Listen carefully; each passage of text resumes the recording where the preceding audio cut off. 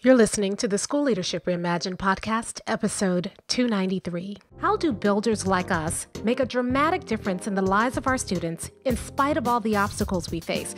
How do you keep your vision for your school from being held hostage by resistant teachers, uncooperative parents, ridiculous district policies, or a lack of time, money, or resources? If you're facing those challenges right now, here's where you'll find the answers, strategies, and actionable tips you need to overcome any obstacle you face.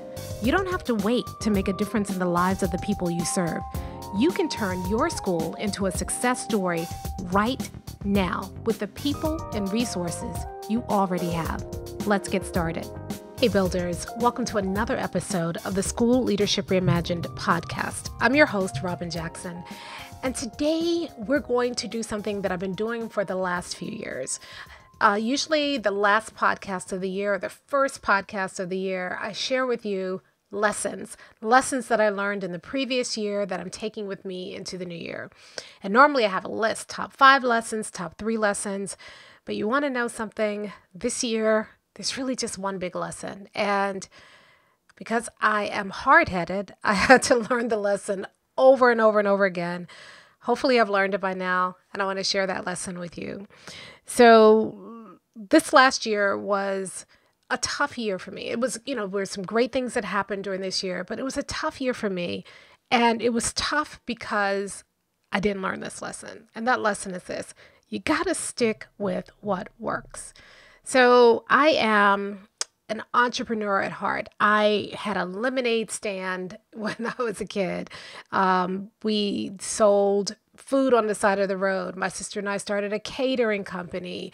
I've always kind of been entrepreneurial. Even when I was a teacher, I found ways to do my own thing as a teacher and to start projects that I thought would benefit my kids. And, so I've always been entrepreneurial.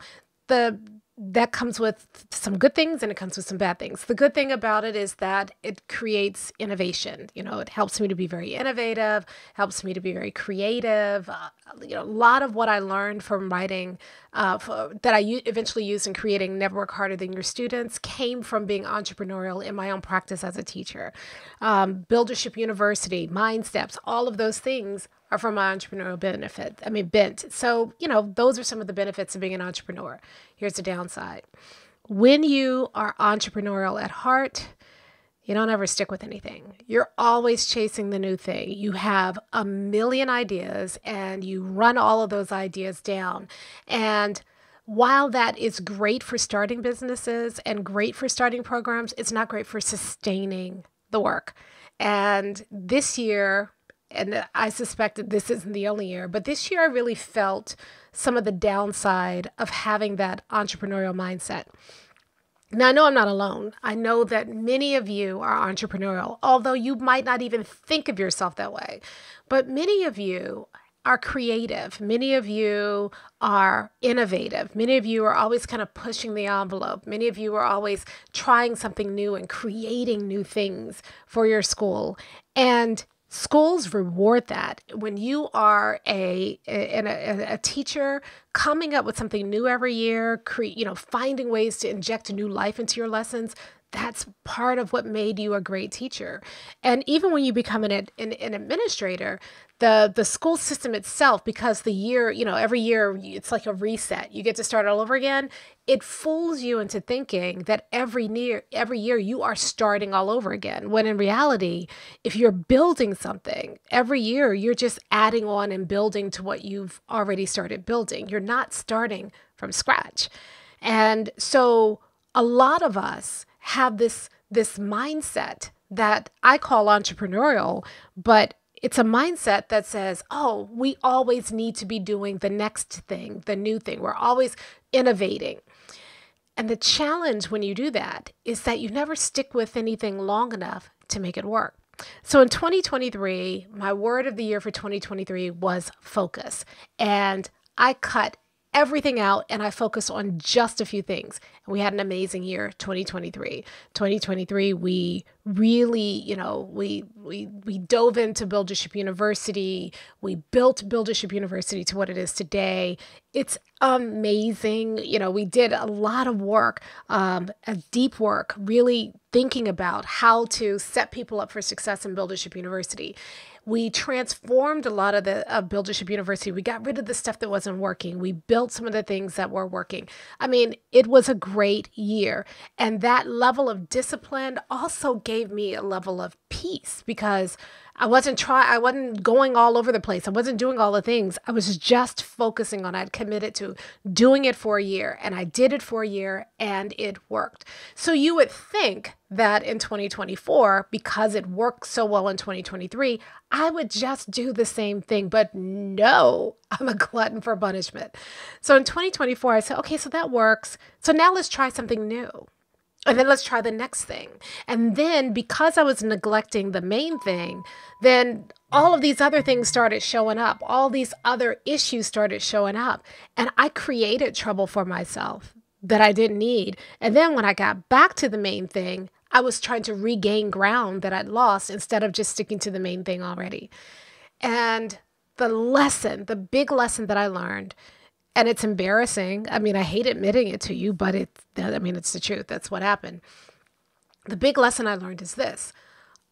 A lot of us get really bored with the work that it takes to be really successful.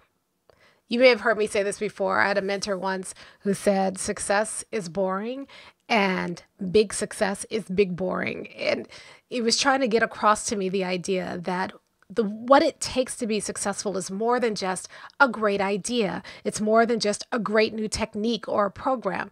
If you're going to be successful, you have to stick with the right things. Now, you have to make sure you're doing the right thing. Like, don't stick with the wrong thing. But if you know something works and you see that it works, you will be more successful faster if you double down on what works than if you say, okay, now I've got that working. Let me go over here and try something new. And I think that schools are particularly susceptible to this. Here's what we do. We try some program and some initiative, something, it works.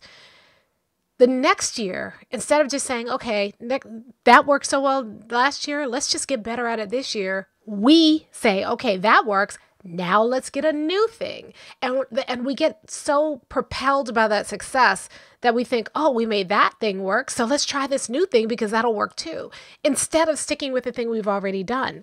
We have a curriculum. It's working. There are a lot of good parts of it, but not all kids are succeeding with it. So instead of trying to figure out what can we do to tweak the curriculum we have to make more kids successful with it, we throw it out and get a new curriculum. Somebody in office hours was just telling me the other day that in her district, they're starting a new curriculum, but if teachers got a certain grade for their evaluation, they didn't have to go to the new curriculum. So what that tells me is they didn't believe in the curriculum. They got the new curriculum to try to make teachers better. Instead of working with teachers to make them better, they think, oh, I'll just give them this new curriculum. It's so prescriptive that even bad teachers ought to be able to use it. But because not all teachers are using it, it's hard to have PLC meetings. Why do we do this to ourselves? Well, we do it all the time, right? And the other thing we do is we think, the boring work. We're so enamored with the new stuff that getting up and saying we're doing the same thing we did last year feels almost like, well, then what are we doing? Because we're supposed to be innovative. We're supposed to be leaders. And leaders are pushing forward and driving the work and all that foolishness that we were taught about what we were supposed to be doing, when the real thing that we're supposed to be doing is helping kids succeed. If we find something that works, but it doesn't work as well as we want, we don't throw it away. We figure out what parts are working, double down on those. We think about what parts aren't working and we adjust those, but we don't throw it away. And we certainly don't add something on top of it, because that's the other thing we do, right? So we say, okay, that's working, but not completely. So the part that's not working, we're going to get this other program. We're going to layer it on top of the first program. And before long, we've got this tower of initiatives and we're not seeing any results because we have so many things going on. We can't give any one thing the attention that it takes in order to make it work. And so The big lesson that I learned this year and that I am urging you to learn yourself is that you don't need more stuff, especially if you haven't completely optimized the stuff you're already doing. There's something that you are already doing that is working, but we're so busy looking for the next thing that we often overlook the thing that's working when there's so much gold in the thing that's working. You don't need anything new. And so as I go into 2025, you may have seen the Monday Morning Mind Steps. My word for 2025 is boring. I am going to embrace boring. The more boring, the better. I want to be the most boring person I know, because success is boring. And I want success. I want success for me. I want success for our clients. So I'm going to be really boring. I'm going to stick with what works. And here's the thing. I know it works. I know what works. One of the ways that that big mistake from 2024 played out is that, people would come in and they would consume our materials. And then they would say, all right, what else you got? And I would feel this pressure to create something else. So I start thinking, maybe I'll do something around AI, or maybe I'll do something around. No, here's what I know works. I know that if you're going to help kids succeed, you only need 7 things. If you have a problem that's keeping kids from succeeding, there are only 7 reasons why. The 7 principles of effective instruction.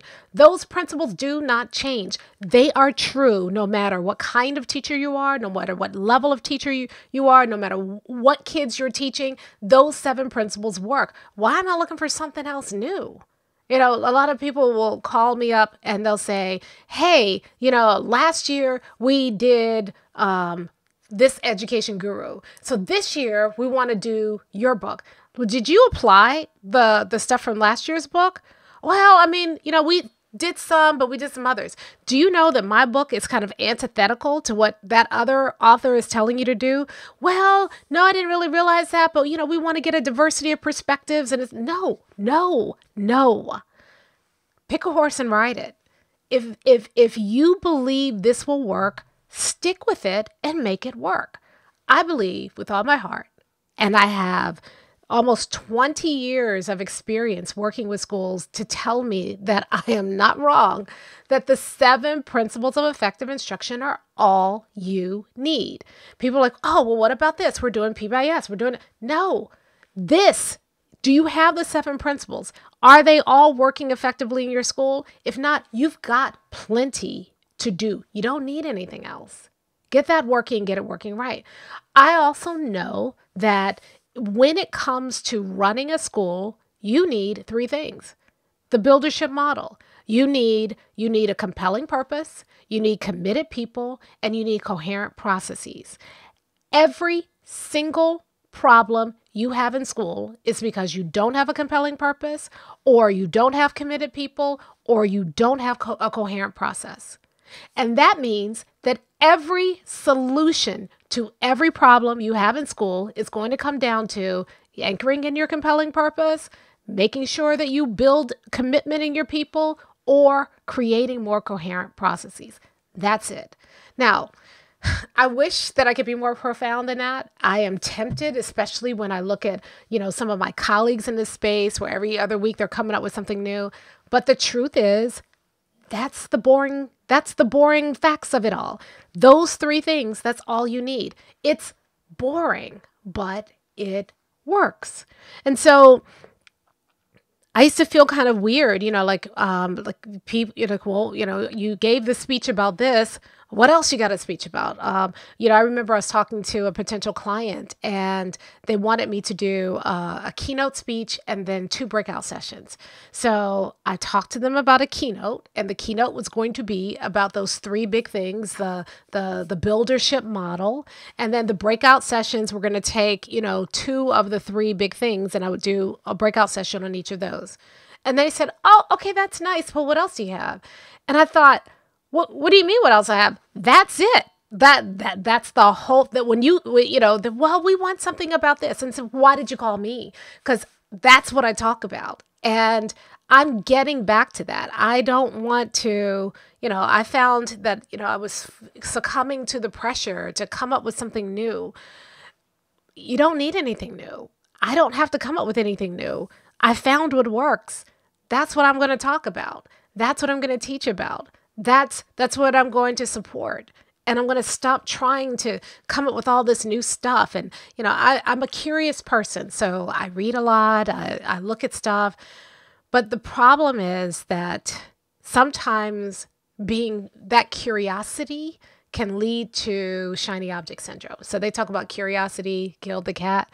Well, I think the reason it killed the cat is because you were chasing so many things that you neglected the stuff that is at your core. And that was a big mistake from last year. I neglected the stuff that was at the core of what I believe. It's at the core of what I know works. And I succumbed to the pressure of trying to create shiny objects to satisfy other people, or I succumbed to the pressure of my own idea that I had to keep coming up with something new in order to be relevant. I succumbed to the pressure of my own curiosity, which said, well, what about this over here? Well, let's explore this over here. When, I hadn't spent enough time digging deep into the stuff I already knew worked. And so that's what I'm doing this year. So I'm working on a couple of books this year. And I started writing 4 books last year. I think it was 4, maybe it was 3. I started writing 3 or 4 books last year. And a lot of it was, the books never got off the ground. I'd write a chapter or a piece of a chapter and then just get stuck. And I realized that the reason that I was getting stuck was because I was succumbing to the pressure of my editor to say, well, you've already written about that. What else you got? This is it. And it's deep enough that there's still plenty to say about it. So I'm going to write a book that I want to write. And I don't care if my editor doesn't want it. If nobody else wants to publish it, I'll publish it, because I believe that there's still so much more worth being said about Buildership, that Stop Leading, Start Building only scratched the surface, and there's so much more. And so that's what I want to write about. And instead of trying to say, okay, so what's your next thing? You did Never Work Harder. You did these workbooks. You did Stop Leading, Start Building. What's your next thing? No, there is no next thing. It's this. It's more of this. It's deeper. It's more nuanced. It's more of this. Because there's still so much to say about it. We thought about, starting programs, and, for a long time, people were saying, well, do you have anything for instructional coaches? Listen, we haven't fully tapped into the need with principals yet. So we're going to double down on serving principals, assistant principals. I got you, stay tuned, watch this space. We got you. We're not going to be building 25 different versions of Buildership University. What we're doing is we're simplifying and streamlining the Buildership University experience so you can get to the results faster.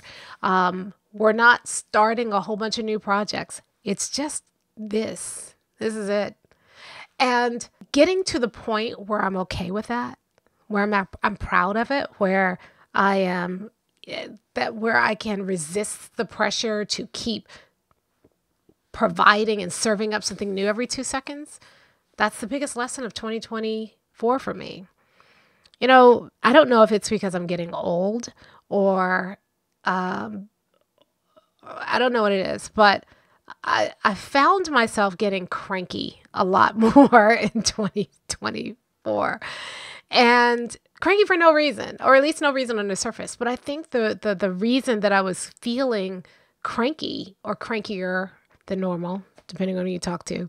The reason I was feeling so cranky was because I was trying to fold myself into other people's expectations.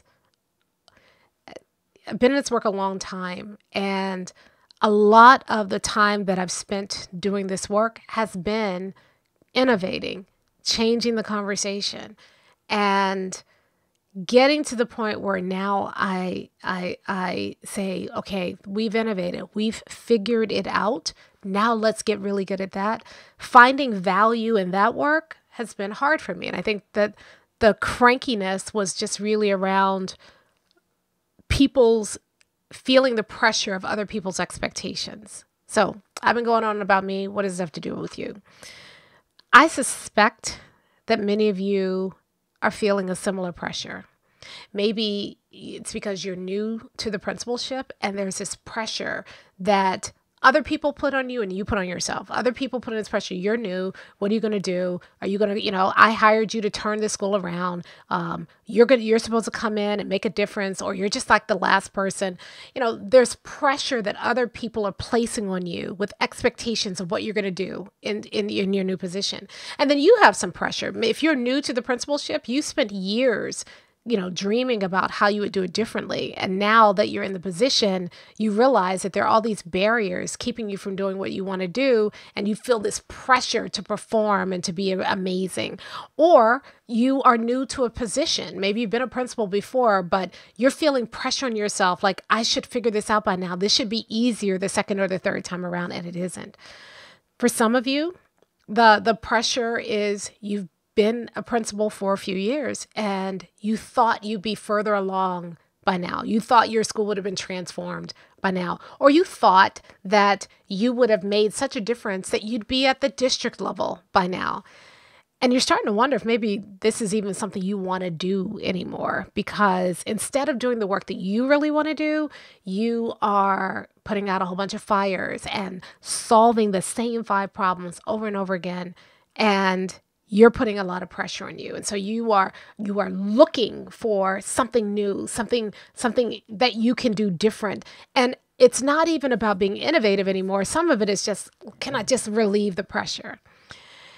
And then for some of you, you are not a principal yet. You're aspiring, you're considering it, and you are jumping through the hoops, trying to show people that you're somebody worthy of considering for the role, fitting into other people's idea of what a school administrator needs to look like so that you can get picked up. You are going to interviews, or you haven't started interviewing yet, but you're looking at other people and seeing who gets the job and who doesn't. And you suspect there's a bit of a good old boy-girl network going on in your district, and you're wondering, what do you need to do to break into that? And so you're feeling pressure to be somebody you're not.